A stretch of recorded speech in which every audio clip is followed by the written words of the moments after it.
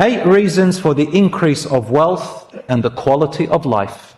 Number 1, brothers and sisters, getting closer to Allah by implementing what He told you to do and avoiding what He told you to avoid to the best of your ability. Allah says, and whoever fears Allah, He will open up doors for you and create an exit from every hardship you go through.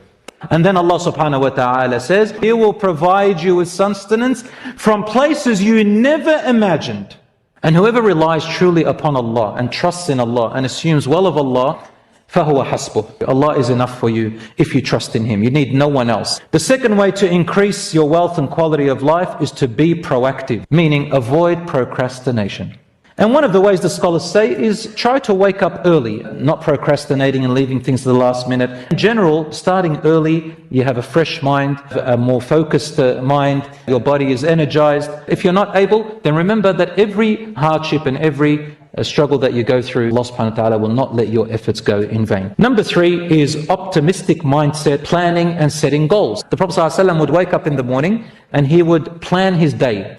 Number 4, trusting in Allah in all matters, big or small, coupled with carrying out the means to it and using your resources that Allah gave you. Number 5, consistent repentance and repeating istighfar and zikr. Number 6, connecting family ties and good relationships with your relatives to the best of your ability. Number 7, gratitude with your tongue and with your actions by saying Alhamdulillah, obeying His commands as much as you can, giving the zakat for your money, by earning it in halal, by not wasting it in haram. Number 8, charity, giving and spending on others, especially your dependents first and then others. That increases your quality of life and your wealth, inshallah.